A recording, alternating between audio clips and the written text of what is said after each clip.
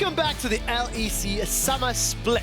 After missing the playoffs in spring, Schalke brought in two-time MVP Trick in what I think is the most successful roster move of the Summer Split. It is a massive turnaround from this German organization who made finals in summer last year to not showing up in spring, and now they're in playoffs in summer again. Yeah, and I think you do have to credit a lot of that to Trick. He simply has kind of revitalized Abba in that mid lane. He looks like a completely different player, and how they set themselves up is really beautiful to watch. Yeah, I love that.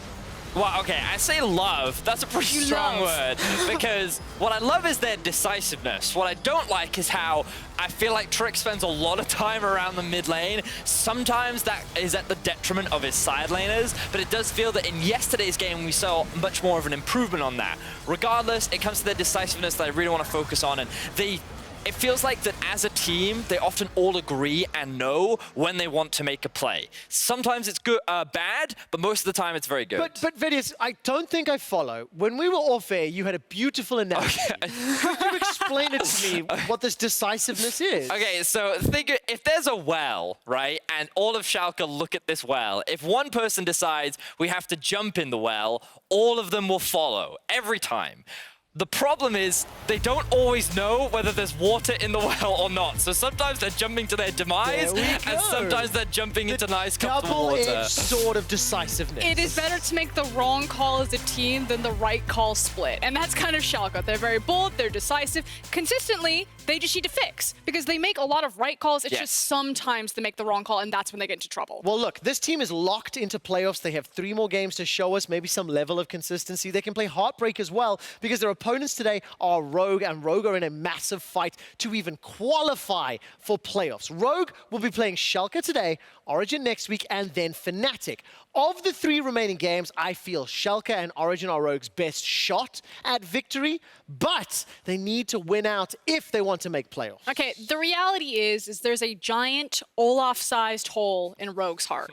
And until they can fill that, that's where we've stopped seeing a lot of the success. Now, they have been going towards champions that are helping them try to figure that out, things like the Elise, but until they get inspired back into his groove, I feel like Rogue have really run out of steam. Yeah, I am a little concerned for Rogue right now because I felt like in the middle of the split, we saw a lot of potential in this team. There's and so how much hype. I felt like that they were a very smart team. Yeah. We love to coin the phrase cerebral, and how it felt like Inspired was very good at tracking the enemy jungler and knowing where he needed to be in the right place at the right time. But now we're seeing a lot more individual mistakes. For the last 2 weeks, I've seen Woolite dying in the 2 versus 2 just multiple times. It feels like that while Finn is able to do add some value on some of his special picks, he's not offering the same value as what Prophet could add sometimes. And I feel like that as a team individually, they do sometimes lack, and it's something that holds them back, especially against the likes of a team like Schalke, who is very consistent in terms of their individual performance. I will say that I really love that Finn brings that flavor of the Kled, just because Aatrox is such a high priority pick right now. Maybe not necessarily in this game, but in general, and having that Kled into Aatrox matchup is kind of like a special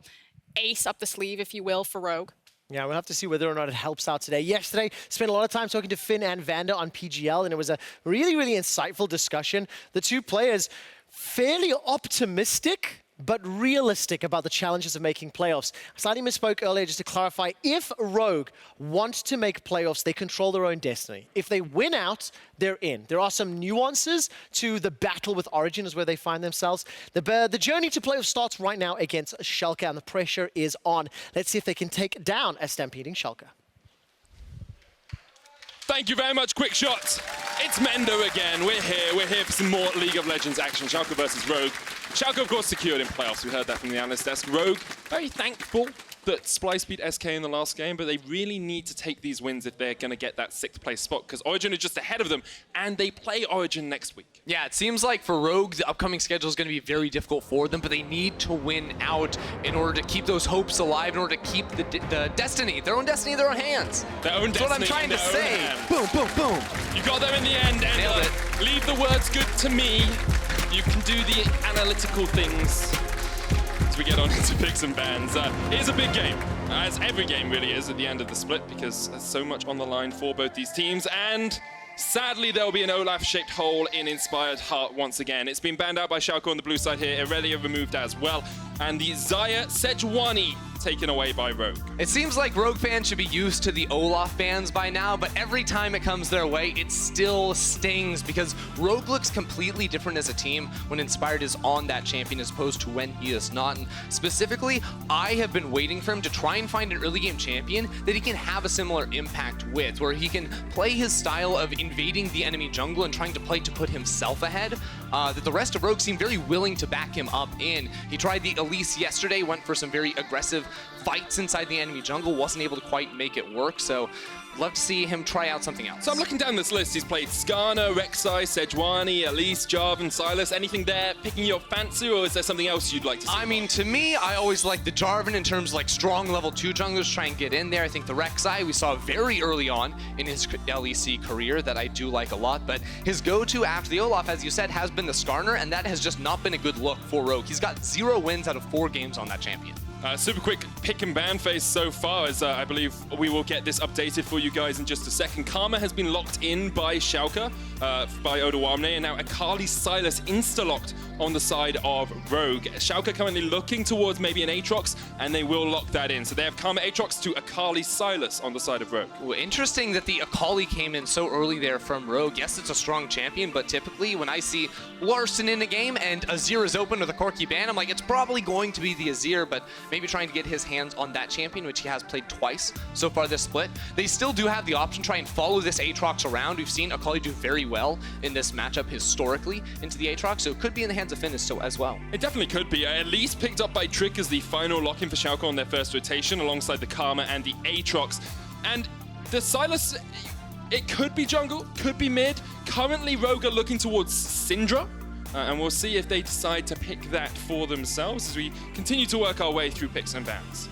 I think what I like already from the side of Schalke, especially if they are trying to put this Aatrox in the mid lane, is by having an AP jungler and specifically opting into it in the first rotation, they're not going to be limiting the types of damage they're going to be dealing. They're going to have that split damage type, so an enemy mid laner, especially like a melee mid laner that would itemize into an early Ninja Tabi, can't actually get that done against an Elise in the jungle.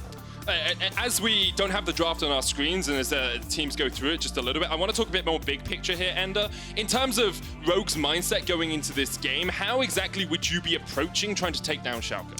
Well, I think it's a very interesting topic because usually when we think of these things, you have to think, how does the other team like to play? And usually it is very much through Trick, really setting up Abbedagge. So what I would look to do is get a stronger mid lane 2v2, because we've seen in the past Trick, even if they have a losing 2v2, really tries to force ganks into the mid lane, and Abbedagge is a player that can sometimes go over aggressive. So if you can have a strong skirmish 2v2 with the likes of Inspired, put them on something comfortable there as well, you can try to attack Schalke at what they love to do and do best. Well, we'll see if Rogue are able to secure that in the draft phase. We have just jumped out of the lobby and we'll make sure everything is hunky-dory before we get back on into it. So here's the next level mind game for you, Ender, right? We talked about what Schalke want to pick. We talked about how Rogue want to counter what Schalke want to pick. They want to have a strong mid 2v2. How does Schalke counter what Rogue is going to counter what Schalke wants to do? Okay, well, I'm trying to follow what you just said. How does Schalke counter what Rogue want to do that Schalke... So how does Schalke counter the Rogue counter to Schalke's usual composition? Okay, I see. Well, I think the way you do it then is you have a strong roaming support for IgNar. If you can't necessarily win a 2v2, you bring the support into that. And that's what IgNar loves to do, especially on these roaming style supports, is he comes off his reset, he passes immediately towards mid lane. He's very communicative with Trick to try and set up these 3v1 plays around the mid lane, especially if the opposing mid laner has a push going on. They can try to catch him out when he's trying to fully reset that wave. Okay, so we're gonna have our eyes on IgNar and on the 2v2s, and we'll see how that goes through as we get through picks and bans. Now, we did have to remake the lobby. We are now into a new pick and ban, and we'll see exactly how this unfolds as things go along. The Karma locked in once again with the same bans from both teams. Yeah, it's a new pick and ban, but it's the same pick and bans up until I believe that Kai'Sa was locked in for Larssen. Because I haven't had total confirmation from our behind the As a former referee, I'm going to go ahead and say that everything that got locked in is probably locked in, and then it was stopped because we had issues on our end, but, you know, not that I know everything, Medic. I'm just saying it's dangerous to say stuff like that. You get told off by people when you say what I want, mister. You can say whatever you want. I'm just not putting myself in that same boat. Okay, Karma Aatrox locked in for Schalke. Akali Sylas locked in for Rogue. There's the Elise pick that we talked about just a little bit for Trick. and we'll see where Rogue go with their final pick of this first phase. Previously, that was a Kai'Sa locked in, so, oh, what do you know, Medic? It looks like it will be the Kai'Sa here, too. It seems like we don't have our timers on your screen here, so they do still have some time to go ahead and lock that in. So what you see on the screen right now are the locks, but just keep in mind the hovers still do exist. We just don't see the special effects that tell us that's what's happening. We'll make sure to keep you updated just in case anything does go wrong. For now, Rogue are looking at their first ban of this second phase. Looks like it which was is a no ban. We'll work out what's going on. Sorry, of course, for everyone at home and everyone in the audience watching this. We'll get it sorted as soon as we can. So far, what we know, though, Ender, Rogue have Akali, Sylas, Kai'Sa. Expect the Kai'Sa to be going down towards the bottom lane. And we're out again. And we're out. Yeah. What we know, Akali, Sylas, Kai'Sa. What are you doing with this Sylas and this Akali to make sure that you're set up for success if you're Rogue? So I would like to say I was just informed that players could not ban for whatever reason, so that's the reason we're hopping out of this draft phase one more time here. Now, as far as trying to set up an Akali, I think that we especially look towards Akali lanes post-level 6 in terms of making ganks happen, whether or not that's a Sylas in the jungle or some other type of champion that can try to set up for it. Usually, early levels aren't too exciting for this Akali pick. Okay, I mean, that makes a lot of sense. You know, Akali, she's an assassin, you want level 6, you want some damage under your belt. On the other side of the rift, Karma, Aatrox, Elise. Ganking a Karma could be hard. She's got shield, she can run away, she's got a lot of damage, she's got heals on her W as well. Aatrox is just as hard though, because, you know, he can knock you up, he can lock you down, he can run away. I think quite hard lanes to gank. Right, I think one of the nice things about trying to gank an Aatrox lane, because I agree with you, ganking Karma is pretty hard unless you have some CC setup in that top lane. The Aatrox will often try to use his gap close forward when he's trying to play aggressively in lane and trying to trade. So if your mid laner is calling out, or your top laner in that case is calling out that, hey, this Aatrox likes to trade aggressively, he's going in a lot, then you set up for a gank when, you know your top laner is walking up to a minion all innocent-like, and then that guy tries to go for a trade on you. That's when you pull the trigger on the gank. It makes a lot of sense, and both these teams are fighting for their lives. Well, not fighting for their lives. Rogue are fighting for their playoffs lives. Schalke fighting for what they would hope is third spot, although that's pretty much out of their grasp. They know they're probably locked into that fourth position, but Vitality could catch up with them, and taking fourth is a pretty big benefit, you know. You give yourself a little bit of freedom, means you can't be picked by the third place team. I'm sure Schalke will want to avoid either Fnatic or Splice, whoever ends up in that third spot. Yeah, that's the important thing for Schalke. It's looking good for them at the moment in terms of securing that fourth place spot for them and dodging out of that with Vitality's recent loss. But still, every game you must continue to win. You can't afford to drop any of the perceived easier games, the games against the teams below you in the standings. That's where it can really try to sneak up on you in Week 9. Definitely can, and you know, we've seen so many upsets throughout the course of this split that I wouldn't be surprised at all if we see a little bit of shuffling of the standings, definitely around that 6th place spot, which Rogue are in contention for. They actually play up against Origin next week and Fnatic, so they don't have an easy out for this, but with SK losing earlier on, it's basically a 2-horse race for that final playoff spot between Rogue and Origin. Yeah, it's a really weird feeling for Rogue here because we talked a little bit about it on PGL last night, but the rest of their schedule is so difficult. But you think about who they're competing with. They're competing with Origin for the 6th spot. So you think, okay, the game against Origin is the one that matters most, but ultimately, that's probably their easiest remaining game in the schedule here. So yes, Origin is the ultimate game they must look forward to. They must get that win in, but you still have to go through a Schalke today. You have to go through Fnatic in your final game of the split as well, which is not going to be an easy task. Not at all. We should be good with picks and bans now, hopefully, as we see the Lucian banned out from Rogue here. Schalke will be looking towards their own bans. Could try and pinch, you know, mid lane pool. Support pool is still very wide open as well, and they'll say, okay, Morgana isn't going to see any action on Summoner's Rift. Yeah, I would like to talk about the state of AD carry sort of on patch 9.15 now, because we've seen a pretty drastic shift, you know, where in the past we're seeing a lot more Sivir, Ezreal, the Xayah still here very much, but on this patch in particular, we're seeing a very high priority on Kai'Sa in that bottom lane, as well as the likes of the Lucian. Some stronger laning champions try and counter that out, and I think that the Kai'Sa just offers a lot of what teams want at the moment. The gap close to make plays on side lanes, and also just that all-in force when paired with a strong CC support. A pick that VandeR has gone towards in the past, I remember from his days on the Schalke team, was the Alistar alongside that Kai'Sa, but there's a lot of hard CC options to try and build her passive stacks that just exponentially maximize her damage. Woolite hasn't had the best of times on the Kai'Sa though. 1, 10, and 9 in 2 games. lost both of those, unsurprisingly. See if he can turn his fortunes around this game. And the CC support's banned out by Schalke in the form of the Morgana and the Nautilus. But there's the Alistar. Great prediction on that one, Ender. Harking back all the way to VandeR's days on Schalke when he used to play with Upset. And one of the hard things now for Upset is with the Ezreal ban, the Kai'Sa taken away, Lucian banned as well, a lot of these mobile supports aren't going to be an option. The Xayah was banned earlier as well, so you think about Sivir being a good option. That's not a fun champion to play against the Alistar, who can very easily 2CC you and make sure that your spell shield doesn't really mean anything. So it puts Upset in a very difficult position now. We'll see where he decides to go. Of course, Karma could be flexed. We've seen Fnatic using that Karma as a bot laner for a long time, usually teamed up with a more aggressive support who can do a little bit more, like the Pyke. Don't expect to see Karma Braum in the bottom lane, but if Schalke decide they just don't want to have any fun at all, maybe they will pick that. Instead, they will go towards the Tristana, locked in for Upset here. An explosive Buccaneer down towards that bottom lane. We'll see how effective Upset can be with his first game with the split on the champion. I'm pretty sure that's like the only AD carry left with any sort of dash on the kit there, with the W there to try and get away from the Alistar. Also, the ultimate going to be very effective at self-peel against double assassins on the side of Rogue here. Now, looking at this composition, we have 3 very flexible champions on the top side of the map here for Rogue. Now, Inspired, I believe, has gone for the Sylas one time in the past, so if you wanted to pick up the Qiyana, this would be his first time, but we've sort of seen this trend recently where we've gotten a lot more Qiyana picks in the jungle for that very strong early game burst damage on ganks. Yeah, she can do so much, and the fact that you can buffer your E inside your Q, or your Q inside your E, makes it very easy to connect with some of that CC. But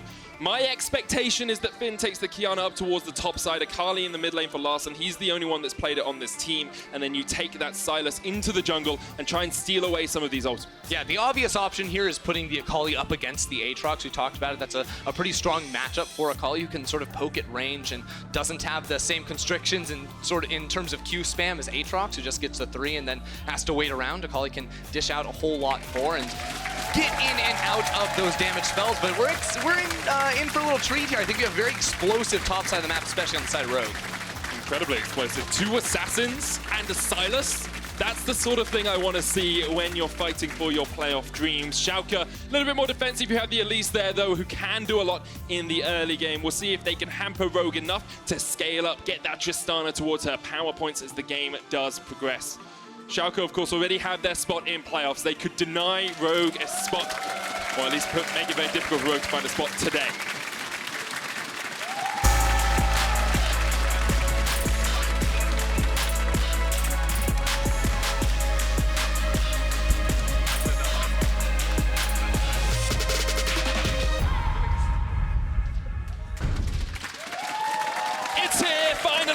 On Summoner's Rift, apologies for the delays, but I can promise you kills, I can promise you action. Not going to promise you how much, though, because you never know. The names at the top, of course, are incorrect, and we will get those corrected for you. People there. There they are. Even quicker than I could say it. Our production team is on the trigger today. Rogue sitting at 5 and 10. We'll get this control ward in, just normal ward, sorry, and then we'll know the path of Trick early on. That's always a good thing against Schalke, because Trick has been so influential since he joined this team. Yeah, he's been a real driving force in terms of their early game pressure, especially finding a lot of these moves. The team is also very vocal about how he brings expert shot calling in the mid to late game as well, which is very evident, I think, especially in the way that Schalke set up team fights. Both him and IgNar seem very intelligent in the ways they do approach their games. Now, in terms of this early level 1 vision, we saw the wards placed down by Rogue, but also Schalke put some in the blue side jungle, which I think is a little bit odd, because honestly the first clear from Sylas is always pretty predictable. He almost always starts without a leash on his Raptor camp. He can go ahead and take his Q at level 1 for the AoE, get his passive off as well, and knock out those multi-target camps, go all the way up towards his Krugs, hit level 3, get a reset going, and then Trick will have the opportunity to find a gank while he's not going to be on the map. The only thing I can think of that Trick might want to do here is actually invade that blue. If you can predict exactly where Sylas is going to be, maybe you could look for an early invade. And we actually see the ping coming out here from Schalke. They're going to try and take away one of those camps. I really like this move. Now, the real question is, how long is Trick going to stay in? Because there was a red ward placed on top of the blue buff. So now Inspired has the option. Does he want to make him move himself on the opposite side of the map? My gut tells me no at the moment, because on Sylas, you run really low in the jungle. That's why almost always you see him go for an early reset.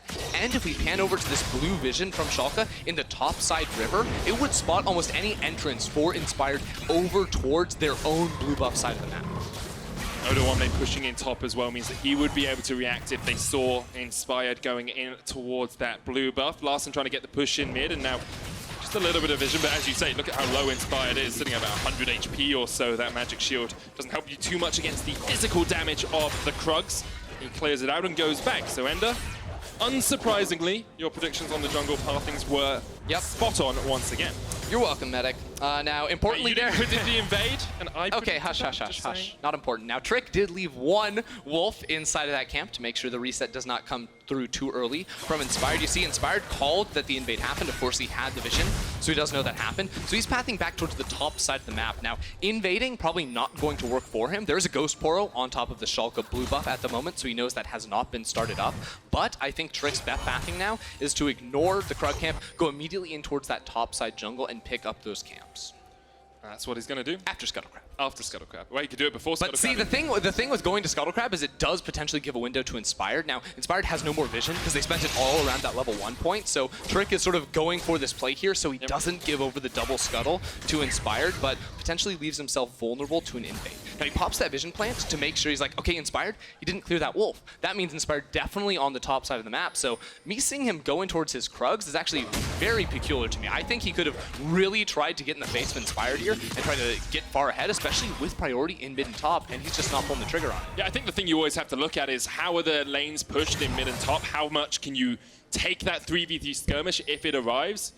You see you holding your head in your hands. I wonder perhaps if there was a call from Schalke that said, no, we don't want to fight this. We don't want Odo to come down. We don't want Abbedagge to come across, because you have to remember the burst damage that comes out from 2 assassins and a Sylas early on. Yeah, I mean, I don't know if that play makes any sense or that call makes any sense, because we look at top lane, Finn was building up a big wave to push in towards that tower, so Odo doesn't actually have to step up to the wave right now. That's going to be coming in towards him, so he could have very easily made this rotation down. Instead, Inspired gets the blue, gets the Gromp, and only ends up losing 2 wolves for this whole level 1. Yeah, not the end of the world at all for Inspired. Keeps himself pretty on track with Trick, who's gone back, hasn't picked up the Skirmisher Saber. Instead, he says, finish Codex for me first on the Elise. Wants that extra burst damage in case that mid 2v2 we talked about starts to become a factor in this game. Trick will now realize his blue's not there and goes around to his wolves, which are thankfully waiting for his arrival. Yep, and he, if he was going to be looking for a gank in the top lane, he would have passed all the way through his lane, because once you know Inspired was very likely inside of your own jungle, there's also probably vision there too. He hasn't been seen on it just yet, but he wouldn't have been willing to make that risk and run up for a top lane gank when Inspired could have found that counter. Now he will find out those wards that have been seen, as he was looking like maybe setting up towards a mid lane play that we see him go for all too often. Let's have a quick look across the rest of the lanes just in terms of CS, as that mid lane fight doesn't actually come out too much because Larssen uses his Twilight Shroud. There's an 11 CS lead for Finn in the top lane. He has burnt his teleport after backing, picked himself up double longsword, but he's pushing Odo back just a little bit in this lane. Mid lane pretty even, as to be expected. Bot lane a little lead for Woolite as well on this Kai'Sa. 47 CS to 39. He's taking just a small advantage for this rogue squad. Yeah, starting off good here for them. Of course, strong laning pair, I think, with the Kai'Sa and Alistar, especially once you hit level 6. You can force those all-ins, and especially look for plays around the Alistar, who's so adept at tanking towers. Maybe not the most feasible thing against a Tristana, but now Trick makes his way top. Supreme Display of Talent was used there by Finn, but didn't manage to lock up Odo. Trick, Cocoon, dodged out by Finn, and Finn still has the flash. Trick locked up for the second. Finn, he will use the stealth in the bush. Wait, Odo can't step too close here. Trick trying to trade in. Remember, he has the damage from the Fiendish Codex. Jumps forward, Finn still dodging around, almost takes him out. Trick has to flash away, Cocoon doesn't hit. That was an awful gank from Trick. I just don't know why he leads with the Cocoon right there. You wait till you get basically melee range on the Qiyana, and then you can definitely make something happen. Finn, jump forward on Odo. Not gonna quite connect the second blade there. Sort of a disaster for Schalke in the top side. Yes, Trick goes ahead and picks himself up the Scuttlecrab, but he loses his flash for the play. Now, Finn doesn't have a teleport, so ultimately no kill goes down, but that CS lead that we had seen in the top lane is now going to be neutralized. No TP on Finn. There is TP still on Odo, so this lane can be in a nice position for him to return to. This gank one more time. It's Finn starting off. Again, he has no mana at the start of this play. Gets a little bit back there, chugging the Corrupting Potions. I believe he also has the Time Warp Tonic to immediately get that return on the pots from the Biscuit. Now Trick, he lost the first cocoon, and he's like, okay, I can make this trade, but he gives Finn the dash through him by giving vision, and then realizes, wait a second, I might just get one shot, flashes away before throwing the cocoon, so he's not even able to land that. Would have been doubtful if that would have even secured the kill, because Finn still had flash the entire time. Finn did a very good job of playing around the stealth mechanic there, stealing away with the terror shape from the bush and managing to take just so much time out of the Schalke top laner and jungler's day. Inspired clearing out his blue here. Looks like that's going to be gifted across towards Larssen, and there's still only one wolf remaining in the camp just around the bend. Lonely Doggo. Inspired gets it though, 16 gold. That's the worst. Take that. It's like you realize you could have come here a long time ago and made something happen, or cleared that out to get that respawn. Doesn't end up happening. Still though, we switch over to the gold. Inspired still going to be very happy. Even after that level 1 that could have been so disastrous for him, he is still in the gold lead, has a CS lead as well, is the first one to tick over to level 6, but Trick will be trying to take some plays into his own hands here, starting up the Ocean Drake with both priority in mid and bottom. So many wards around this area for Schalke as well. They've got control ward just near that blue buff, control ward down here in the bottom side of the river, and one up in that top bush. It makes it very difficult, as you say, for Rogue to step forward. They've been pushed back in their lanes, which allowed Schalke to get that vision control. And now the game pretty even early on, 8.5 minutes in, but we'll start to see perhaps that mid-jungle 2v2 having a little bit of an effect, as Akali has hit 6, Inspired building up towards it as well. IgNar here will be stunned up for a second, but the Unbreakable actually mitigates a lot of the damage that would come out from Woolite. So I was thinking maybe this engage here from VandeR is a multi-step plan from Rogue. Now hear me out. He goes to this trade here to try and chunk out IgNar a little bit, because Inspired has just reset, picks up the Runic Echoes. He's going to be coming down towards bot side, and he has level 6, so he does have the ability to pick up a strong ultimate and try to make some kind of a play. Also with VandeR and Woolite both ticking over towards level 6, could definitely be an area of the map they look to play around, but instead they sort of pivot now, and are maybe looking towards the top side of the map. Finn has a lot of gank assist here on this Qiyana, especially when Odo is underneath his tower, because he's going to be stuck against a wall, and that's where a lot of CC can come through. And Finn does have some experience on the Qiyana pick. He actually played it in the Ultra Liga against Devils 1, went 9-3-9 in that game, so he has shown already for Rogue, or for Rogue Esports Club, which is their regional league team, that he is very effective on this pick. And we can already see, a CS lead, has the Tiamat now, so his wave plays even easier, and Inspired perhaps setting up for this gank. Does he pull the trigger on it? I'm inclined to believe so. You just got to make sure the minions come in towards this wave. Odo. It's only 3 minions there. It's only 3, but Larssen is on the way, and look at this. Abbedagge just took a reset alongside Trick. There's no teleports to go in. Odo trying to hold it, but he's stunned into the wall, and the chase is on. He flashes away. Inspired, one more Odo. Here comes Larssen. In from the back, takes down the kill. Teleport used by Upset, and now that's a big cooldown burnt from the AD carry of Schalke. Rogue have 4 men strong on the top side who can continue to look in. Yeah, Schalke just going to immediately pivot into a lane swap now. You see Woolite calling that play too, still holding on to a teleport himself, but they really didn't want to give up the Rift Herald, which Rogue could have easily pivoted into had Schalke not made a response play on this side of the map. Now, do they want to start it up themselves here? They did not spot the control ward inside of the pixel bush, so Rogue will know exactly what is going on, and Finn's teleport should be coming up very soon. 15 seconds off of that ability. Does not have an ultimate or a flash though, so probably going to be it won't be a contest here from Rogue. Yeah, Rogue burnt a lot for that fight. Finn's ultimate, Inspire's ultimate, Larssen's ultimate, and 2 flashes. Would have been quite hard for them to take a full brawl at the moment, so they decide, back away, we'll give up that objective. It does mean Schalke have got both of the first 2 neutral objectives in this game with the Ocean and the Rift Herald, and we'll see how effective they are at using that Rift Herald to try and open up one of these towers, try and get a little bit of that gold deficit back in their pocket. Yeah, we'll have to check that one out now. Larssen's a very happy camper coming off of that reset. Now has himself the Gunblade purchase, courtesy of that first blood. Schalke realizing that, hey, Larssen just got a gold lead, so maybe Trick drops this Herald down, doesn't stick around, so he donates the solo gold towards Abbedagge, but a lot of members moving towards this mid lane now. Schalke bringing 4 to the area. They might be searching for more than just a couple plates. Rogue only have 3 men strong. Woolite did have the TP, but decides not to burn it. Rift Herald's going to get the charge in. Smart. Schalke will just back away. They can't really push too much further. They know where the AD carry and support of Rogue were. But they do get the gold from the tower, and that evens out that gold score just a little. Yeah, it's just about an even trade there. You think about it, the Rift Herald giving 320 gold off 2 plates to Abbedagge makes up for the 400 bonus gold that Larssen got off of that first blood. So should be pretty even overall between these 2 mid laners. Gold state across the board also going to be quite close. And you promised me an explosive early game.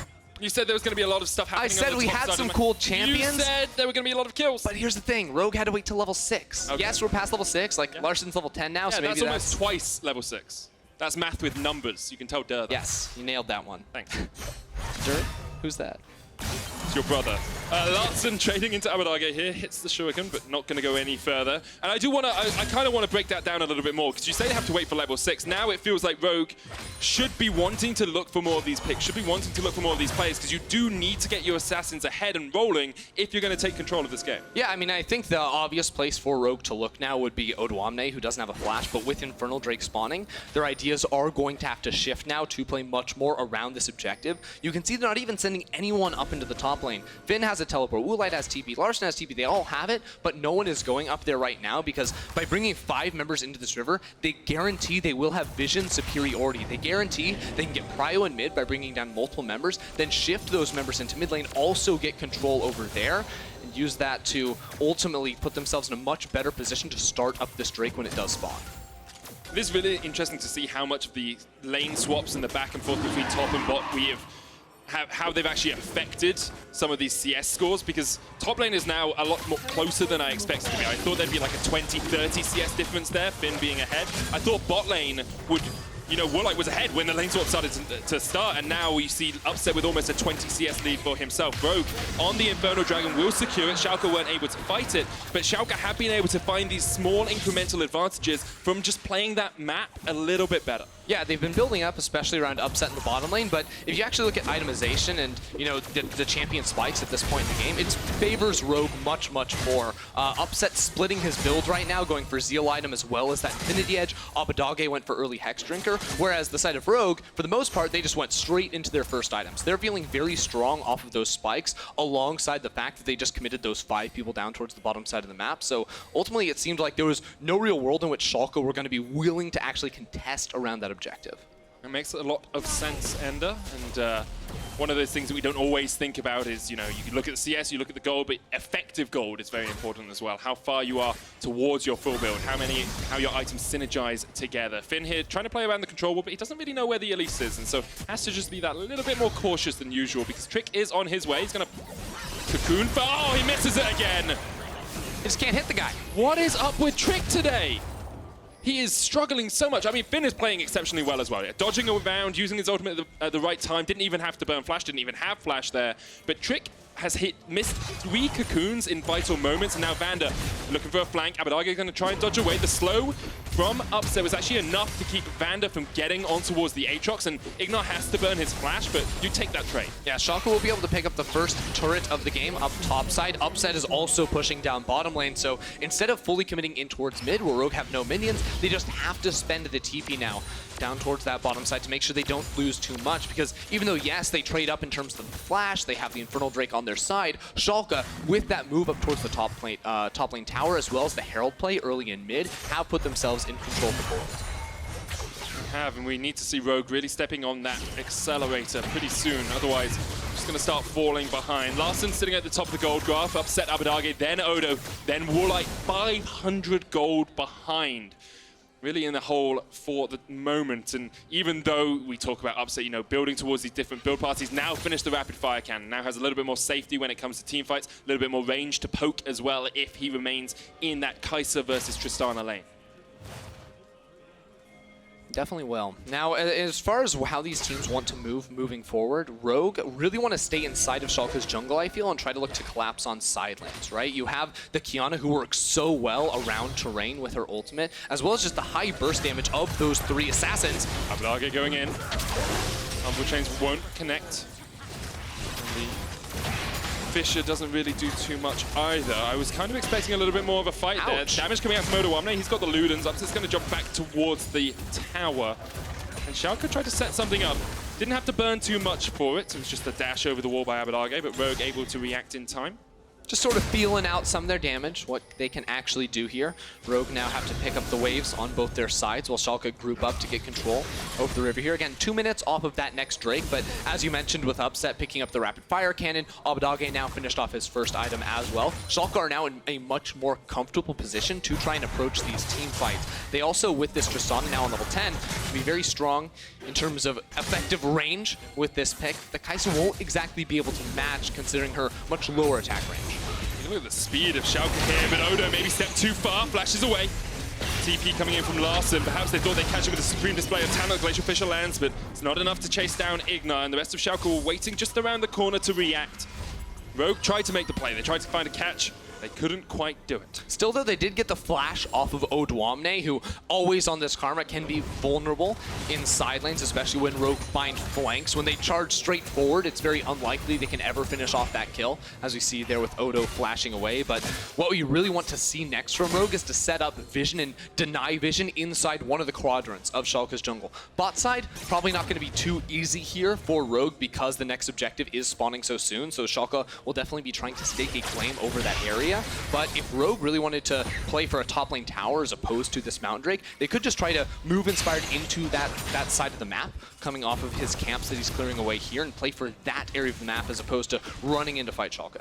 But the important thing for that is you have to get vision control, and Schalke are the team that have basically perfect control of the river right now. If you, we scroll down here, look how many control wards there are here. 2 in 1 bush. That's how much gold Schalke have right now. It can put as many wards in a bush as they want. So inefficient. It's very inefficient. 75 gold's worth of inefficiency, to be precise. But Schalke are the team with the vision control, with the control of the map. Odo's up towards the top side, but he has teleport to rejoin if a fight begins around this Mountain Dragon. Yeah, and I presented the option of Rogue to play more topside. Again, with this Drake spawning, they're still very strong, you know, while we say Schalke are in a better position. Rogue's still feeling very, very comfortable themselves, and will need to contest over this minion wave that's going to be crashing in faster. So that's why we see them trying to force through mid here, but because they go for this long way around, it's going to be Upset with access to the wave first, which will mean Rogue are going to be forced out of this river entirely. So the fight begins. Finn jumps in. Abbedagge, the one that caught out. The World Ender will be enough to save him. And teleport coming in from Odo as perhaps Schalke look to re-engage this fight. Instead, they say no. They'll accept the fact that Abbedagge got caught out. Odo pushing for the tower. Woolite missed with the Void Seeker, but VandeR has a good right position here. Look at the EQ, stunned up, Trick down to half HP. Upset almost caught out. Larssen jumping across the wall. Upset has to flash away. Trick down already. And now Rogue have found the kills that they were looking for. Rogue should have been forced out of the river, but Schalke split up with Abbedagge walking in towards the river. Now Rogue have complete control here. They can go ahead and push for this tower, pick up the Mountain Drake on the back half, deny camps away from Trick here, and set up some of that vision we were talking about to try and play inside the enemy jungle and find assassinations. I have to say, it feels like Schalke just weren't on the same page there at all. Trick having a bad day as well. It's only his first death, but really hasn't had the impact we expect to see from the key member of Schalke this split. He's been on form so many times, I guess you can forgive him an off day. But the rest of Schalke need to step up. They're going to continue to challenge Rogue. And another kill going over to Finn gives him just that little bit more assassination potential. And the catch is good there on Abbedagge. Yeah, I mean, Abbedagge and Trick just sticking there, trying to knock out that control ward. Just a huge mistake when there is vision denial, when Rogue can be sitting in there and you don't actually see them trying to clear away waves in the mid. Then they also step up to try and knock down this tower, which means that Trick will pay with his life. And Upset also has to flash away on the backside, leaving him vulnerable for the next 5 minutes. Just felt super greedy to try and go towards that tower afterwards. It's just like, you've just lost a player. Why are you trying to fight? Right, especially because Schalke were in such a good position for the Drake. They had the hit on mid lane first. As long as Abbedagge doesn't walk forward into engage range of Rogue, they can easily move down into the river with those 5 members, start up that objective. And this is not a mistake that I feel like we see a lot from Schalke. I think this team is actually quite good at setting up around objectives usually, but that was just a huge blunder from one of their members. Well, now they're trying to set up the vision control around the Baron. 21 minutes in. It's about 1,000 gold between these two teams. Nothing too monumental, but we are starting to see the items rattling down the inventories. Infinity Edge Rapid Fire Cannon complete on Upset. Ginsu Storm Razor on Woolite. Dustblade finished on Finn. to the Luden's Echo on Odoamne and a Chalice of Harmony on Odo. So he's actually going to make it a lot harder to take someone out immediately in these fights because of the heals and the shields that you get from that item. Yeah, Odo also has some MR from that, has the armor boots as well, so can try to defend himself against some of the mixed damage that Rogue is going to be bringing into side lanes. Speaking of side lanes, I don't think Schalke ever really want to go into them because they're always going to be very vulnerable, even though Karma can clear away waves, Aatrox is a decent duelist. Because of the way that Rogue's comp works, where you can bring in so many members from a flank and find fights, or even funnel Woolite in to use his ultimate to follow up on any type of CC, there's always going to be a lot of kill threat on towards Schalke's solo laners. The second that Schalke don't actually know where the majority of Rogue's members are on the map. And with 3 teleports on either side, there's always that idea of, you know, playing around these side lanes, trying to get your TP versus the TP of the opponent. At the moment, it's Odo into Finn, which means Rogue actually have a teleport advantage because Odo's is still on cooldown. I'd like to see perhaps Abbedagge going down towards that bottom lane. Instead, teleport used here by Schalke. They started up the Baron and immediately walk away. Yeah, Upset literally just teleported into the pit, got hit by Baron, was like, nah guys, let's peace out of this one. I mean, I'd have a very similar feeling if I was an AD carry and I was facing down a giant purple monster like that by myself. It's like, wait, where did my team go? When I was deeping in, they're all ready to commit. It's like trying to do a mythic raid as just one healer. So it's never going to work. Inspired here down towards the bottom side. They look for the route down on Odo, but the gank continues. Glacial Fissure pops in, Finn going in. The supreme display of talent lands the kill. And up towards the top side of the fight, Schalke have got caught out once again. It's Upset who goes down. Trick follows. This is incredible stuff from Rogue. A fight on 2 fronts. Inspired trying to survive, but Abbedagge. Oh, Inspired goes golden just for the second. Abbedagge trying to get back towards his tower, but he's caught up. He's rooted up. Oh, VandeR not quite able to land the knockup. Now Abbedagge underneath the tower will get some damage down onto Finn. VandeR tanking enough, but the rest of Rogue are here just in time. Still Abbedagge lives, but in the end, he will fall.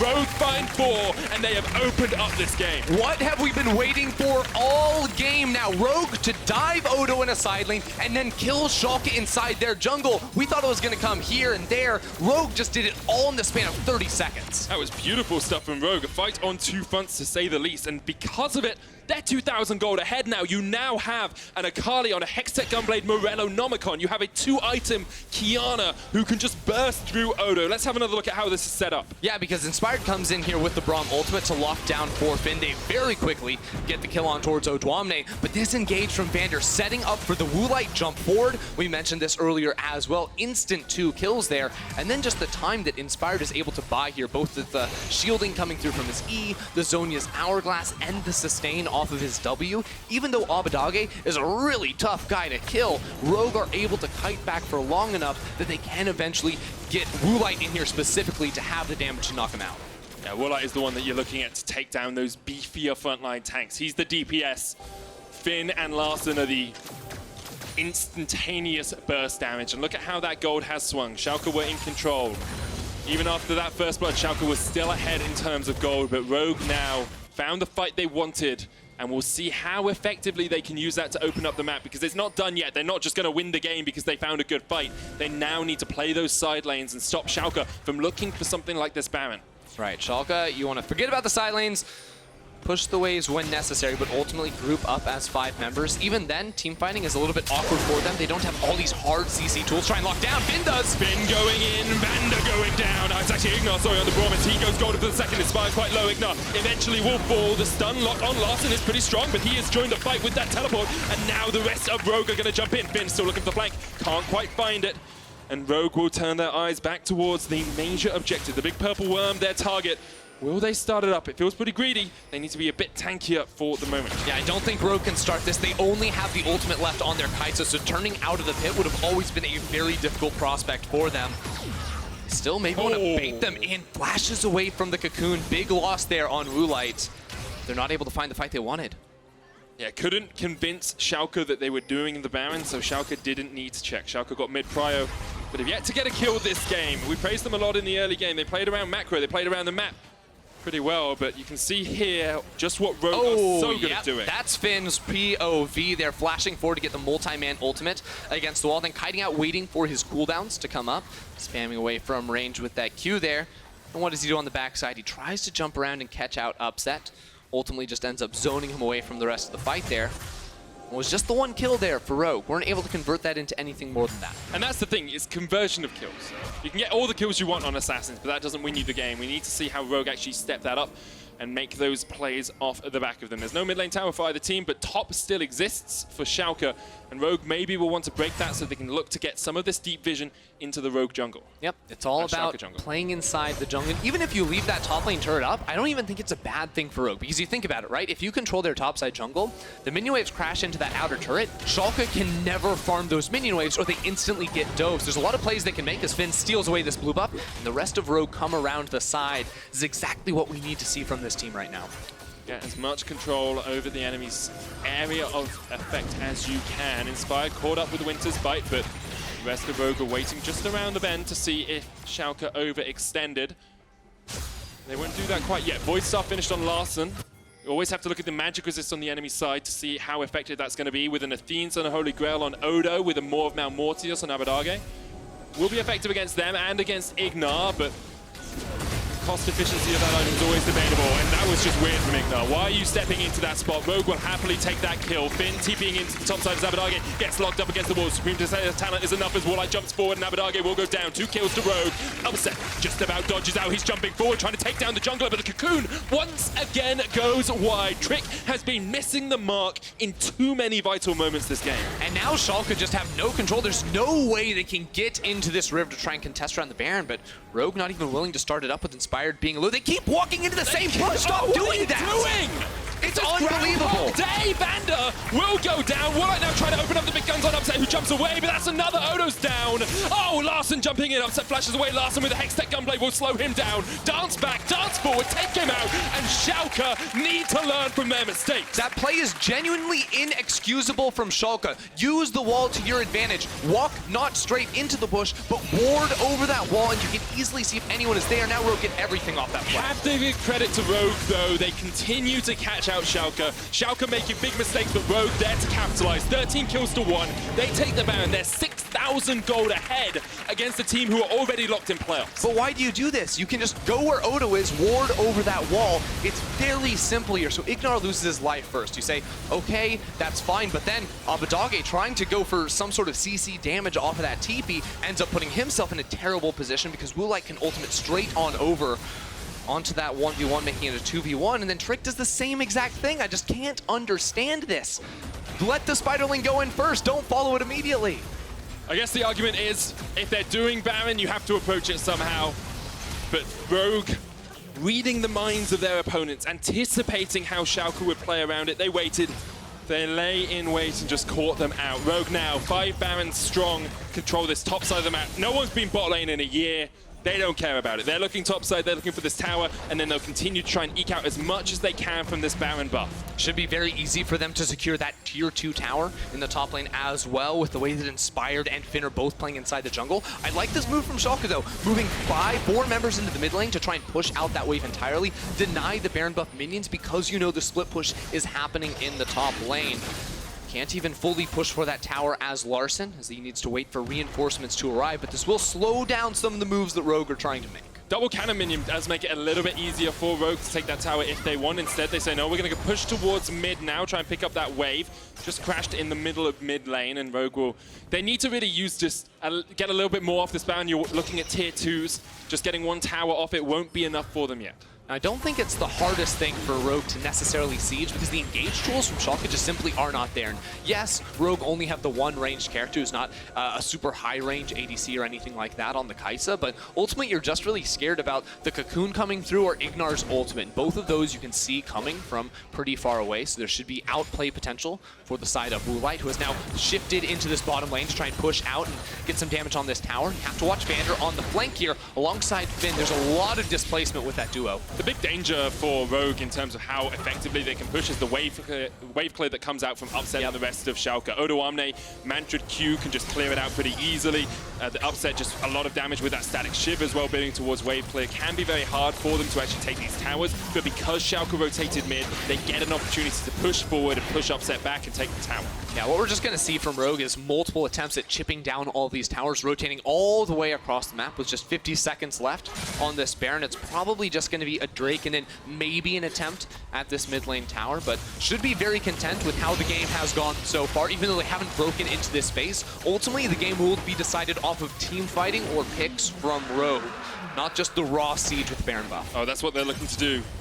Audacity didn't get Finn across the wall. VandeR waiting here with his top laner, seeing if perhaps they can find a pick onto Odoamne. Trick clearing out as much vision as he can in this top side jungle. There's no wards there for Rogue anymore, but with Larssen staying around, maybe they can look just for that tiny bit of chip damage they need for the mid lane. See, it's pretty low on HP, and they'll take that third tower of the push. 3,000 gold Baron power play for Rogue, and a 7,000 gold league. They're in a very strong spot.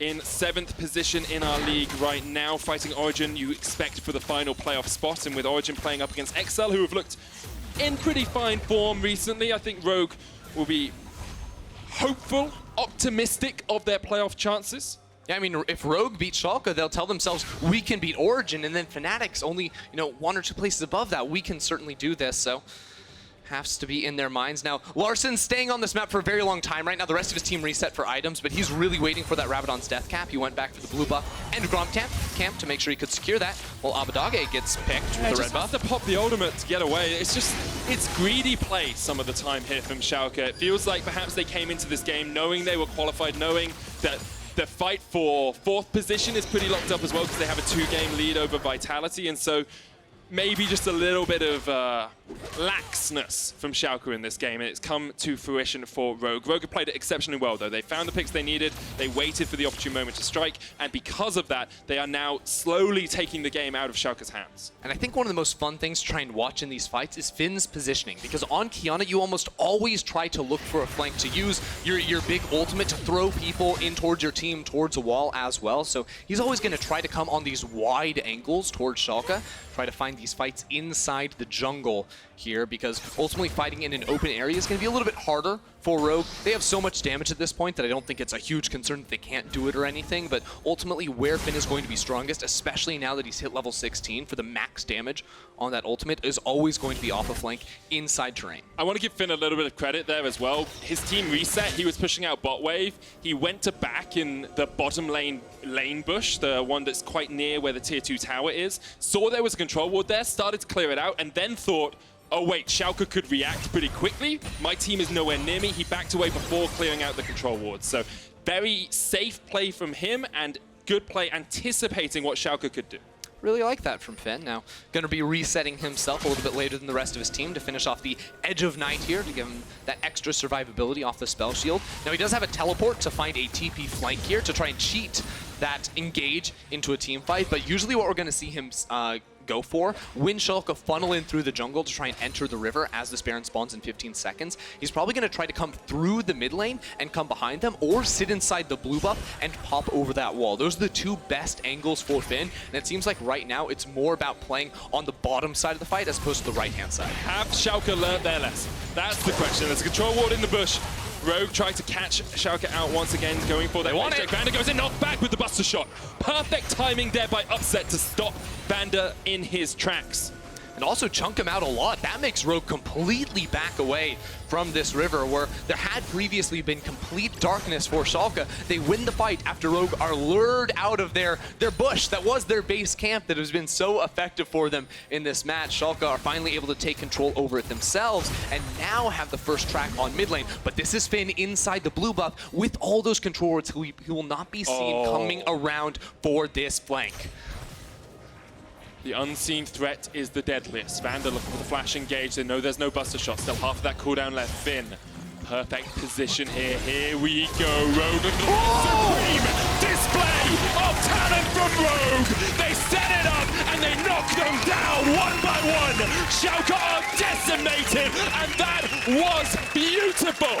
Absolutely perfect setup from the rookie. Finn popping off on this Qiyana. They don't need to wait for the Baron. They can just push to the end. That was sublime. That was peak League of Legends, and it came from Rogue. Superb stuff by them. They now just walk through the base of Schalke. No one remains to defend them. And with a win over Schalke, Rogue keep their playoff dreams alive.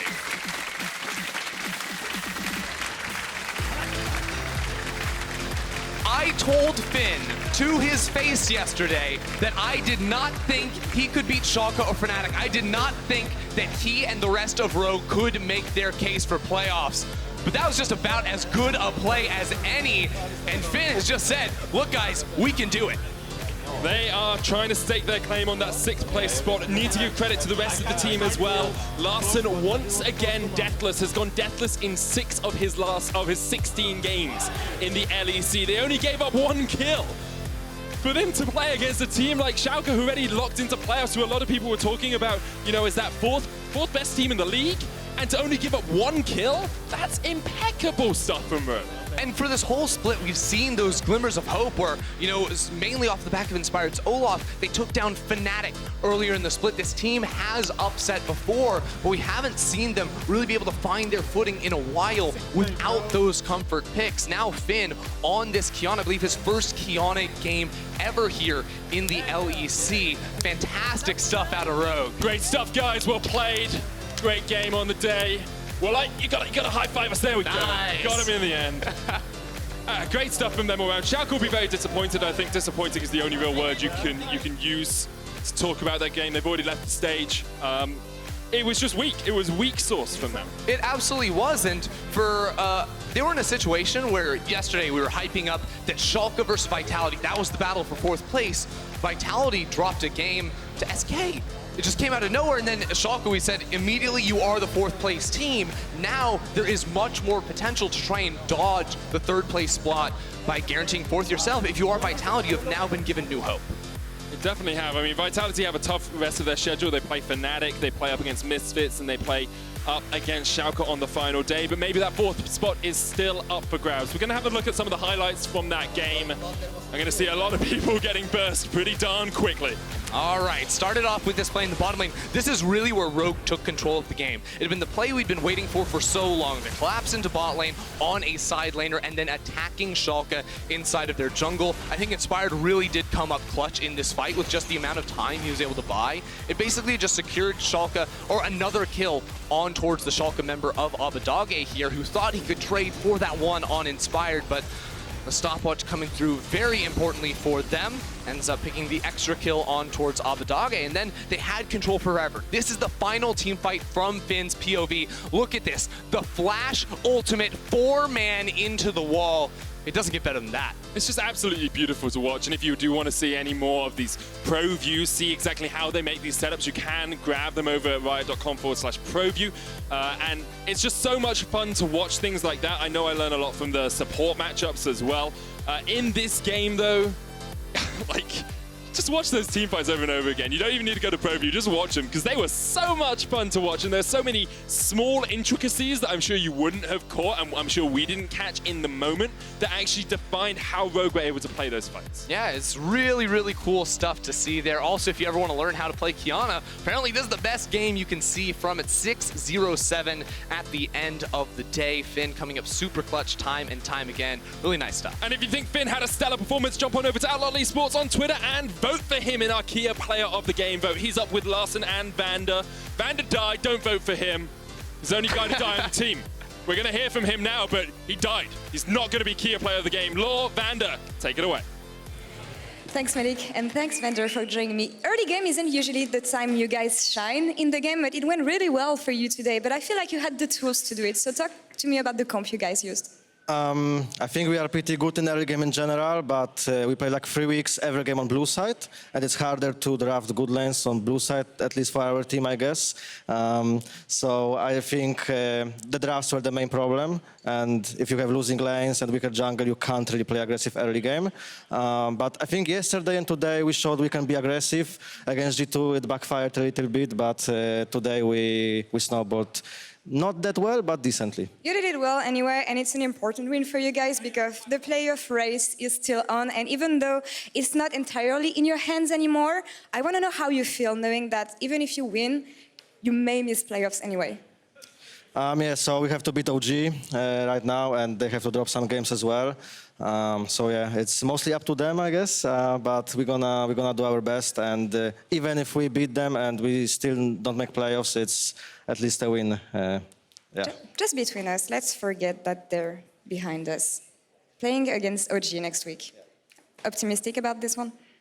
Yeah, I think let's say Schalke and Origin is similar strength in terms of teams. So if we can beat Schalke, why shouldn't we beat Origin, right? Well, we'll see about that next week. Thank you very much, VandeR, for the interview. Thank you. And we're going to take a break, and we'll see Origin after the break playing against Excel. Don't go anywhere, guys.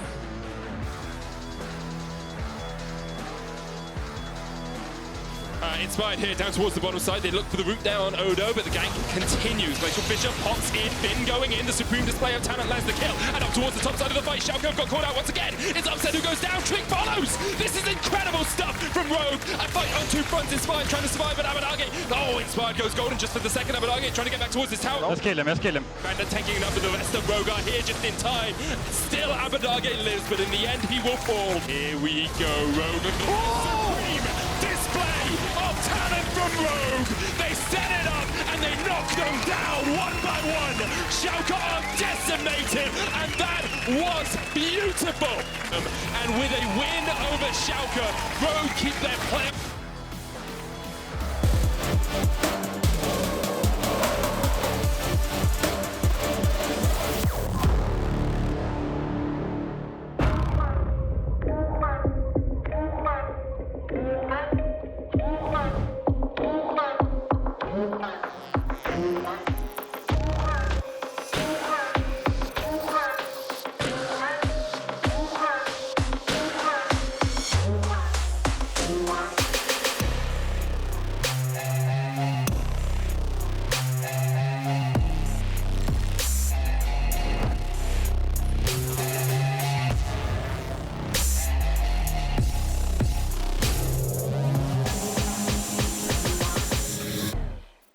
I'm Dracos, I'm Froskurinn. and we're going to be answering questions in sneakers. Answering questions in sneakers. Oh. What do your parents think you do? Interpretive dance instructor. Okay. My mom thinks I'm a star of the YouTubes. Oh, your mom's such a